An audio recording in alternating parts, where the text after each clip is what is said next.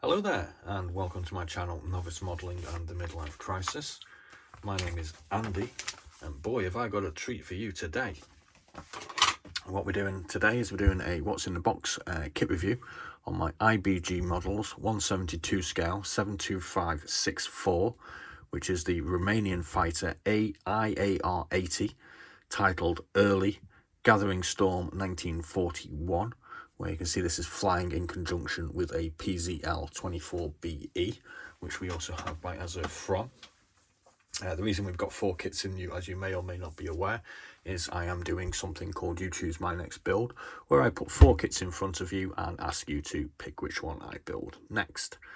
I did this last week with the Finnish Air Force, and it was quite successful. I had a good laugh.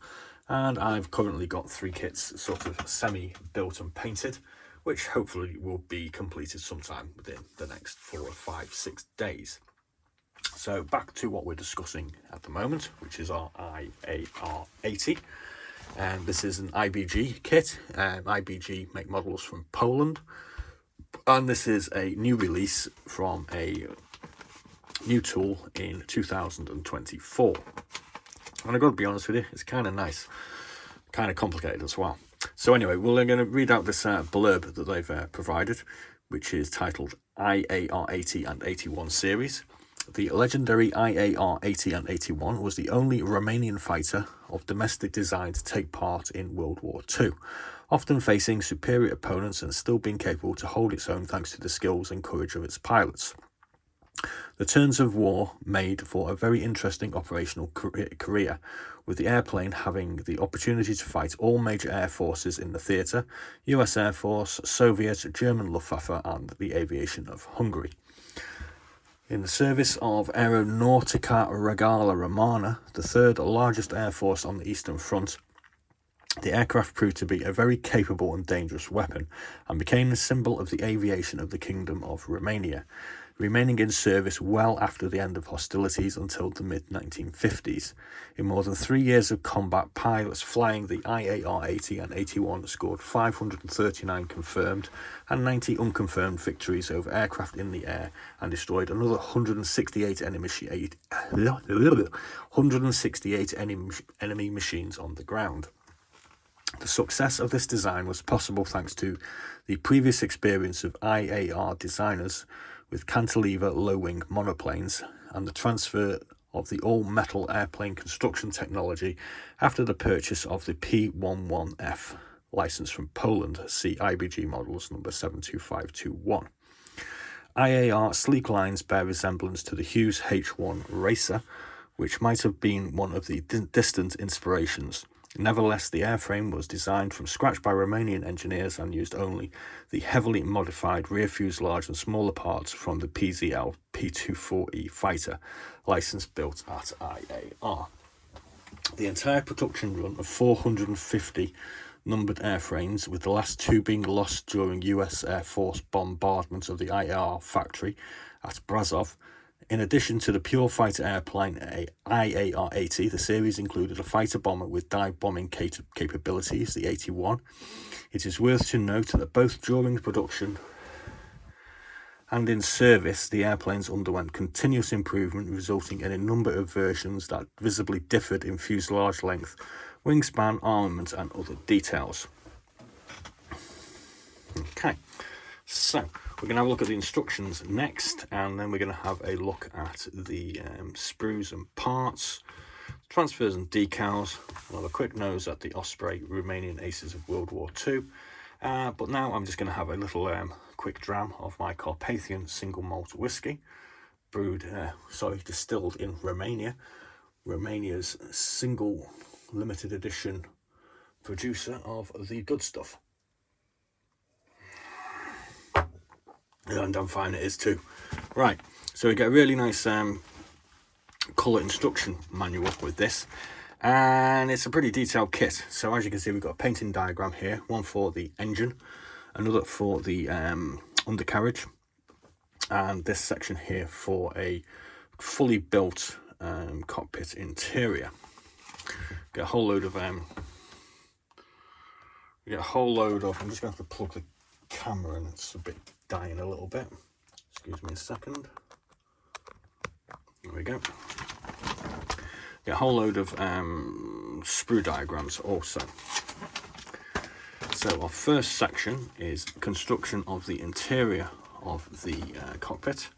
As we can see, we've got multiple parts to go here, all plastic. There's no resin parts here. Step 2, we're going to be putting this looks like the floor. Step 3, we're going to be putting more parts on, levers, controls, other bits and bobs. Section 4, we're going to put this, looks like the control panel, maybe. Or is it upside down? I'm not exactly certain, but it'll become clearer in this section here. As we can see, we've got a whole load of superstructure and all sorts of parts going on. We've got some harnesses to attach.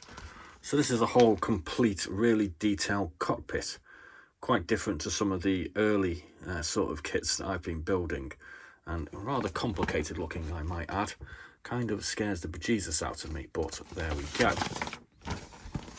Step 7, we're moving on to the front of the aircraft. Step 8, we're going to put the fuselage together with our rather nice cockpit assembly inside. Step 9, this looks like the, oh wow, we've got the spars for the underwing as well, for the insides of the wing. Step 10, we're going to put the tailplane together, which comes in 2 sections. There's a nice easy part for us. Step 11, we're going to be assembling the wings, and as we can see, we've got the support struts for the wings coming out here. Putting the wings top and front on. We're going to put these little bits on the front. Step 12 is all to do with the assembly of the undercarriage. Step 13, we've got some little tiddly bits to put on here. That looks like a cannon, I assume. Step 14, we're looking at part of the cockpit canopy. Then we have this full canopy with this part of the rear fuselage to go on, or we can do it as a singular piece and have a single canopy. I'll show you those parts in a second. Step 16, we start looking at this engine, which is really detailed, obviously. And 17, 18, 19 and 20 are all putting the engine together in its housing and with the 3-bladed propeller on as well. Step 21, we're going to put the engine in its housing onto the front of the aircraft. Step 22, we're going to put what looks like the gun sight and an aerial on. A few little bits to put on in 23. It even says stick the antenna wire on. I very much doubt we'll be doing that. And we've got a whole load of stencil diagrams going on here. So these are for our decals or caution and warning signs or whatever. And I had a look at this. Look at this. This is really cool. This is actually a stencil, a sort of decal for Dunlop aeroplane tire that goes on here. I mean, I ain't never seen that before. That's detailed to a whole nother level. I'll show you the decal for that later on. And we've got some colour photographs of the aircraft on the ground. And we have some rather nice colouring diagrams with more stencil indicators as well. This might take more than sort of 12 minutes. We're going to look at the parts, and obviously there's quite a lot of them. So this is our first sprue, and as we can see, we're looking at mostly the fuselage. They're the sections where the undercarriage goes into, and as you can see, we've got a whole load of little bits of detail going on in there. This is the bottom section. Again, panel lines, all sorts going on of detail. Here we're looking at the actual fuselage, which is gorgeous. Look at all that detail on there. That's nice. That's lots of detail. I've never seen that much detail. This is part of our interior of our cockpit, the cockpit floor, where our seat goes on the back here. Here we have our two-piece tailplane. Again, plentiful detail. Plentiful detail. And there's our engine housing. Look at all that on there. That's awesome, isn't it? That's what you get with a 2024 kit, obviously. We get loads of bits of the engine. All here needs to be very carefully cut out. Kind of hoping this goes together nicely. We have our wings. Again, shed loads of detail. You see that? Panel lines and access hatches galore. The undersurfaces.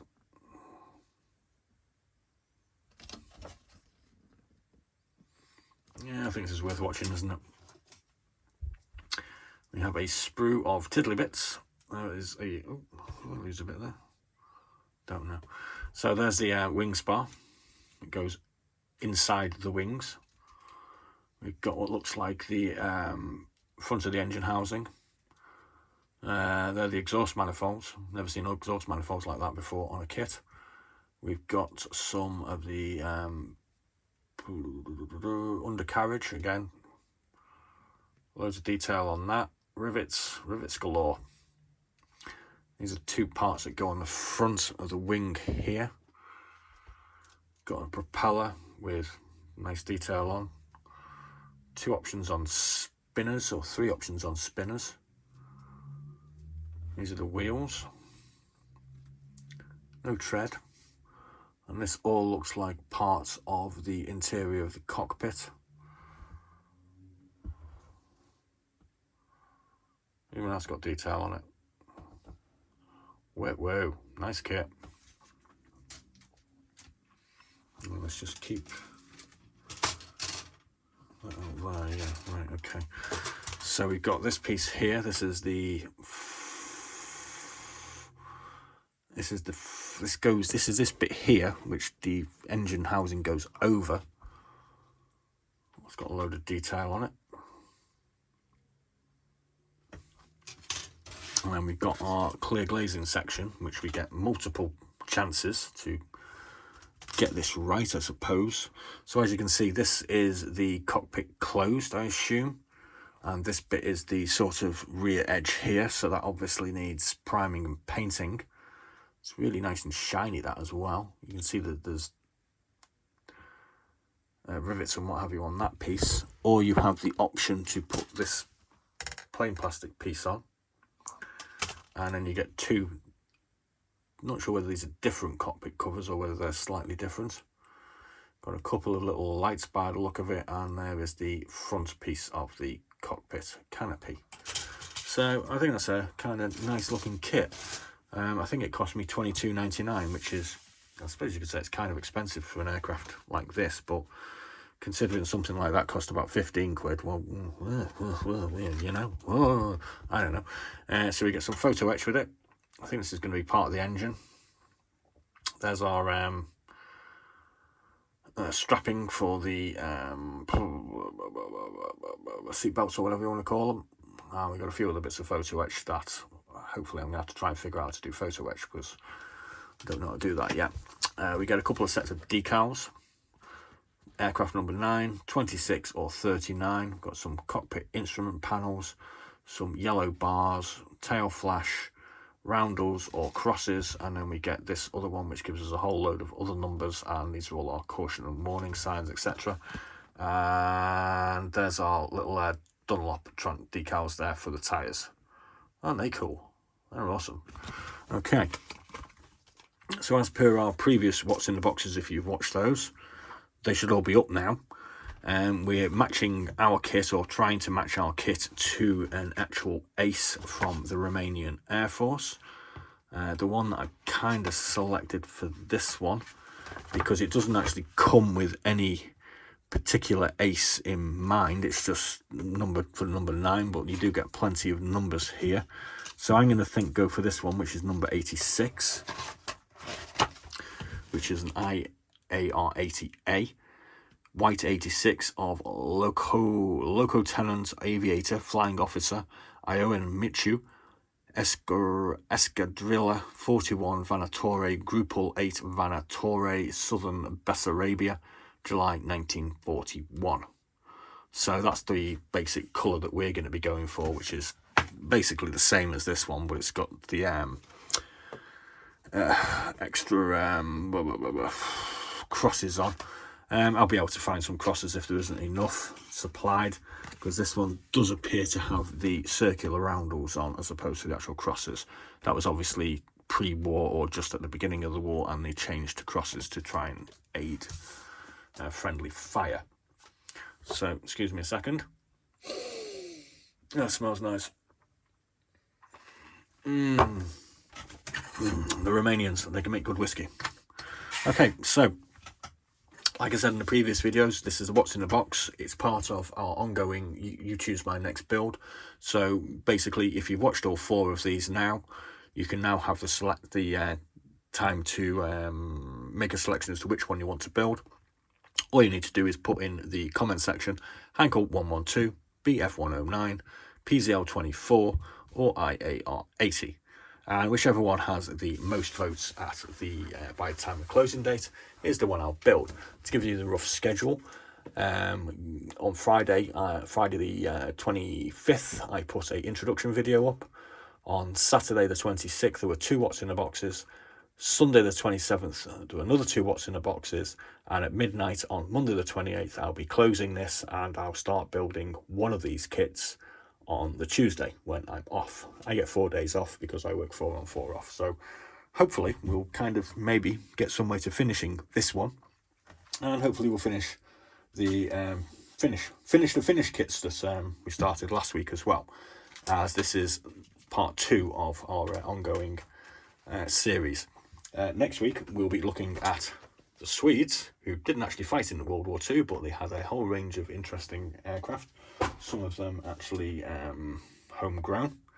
And that's about all I've got. 17 minutes, that's quite a long what's in the box, but there's quite a lot to go through. Please do like and subscribe, and please do have a vote and watch some of our other interesting videos. Thanks again, be seeing you.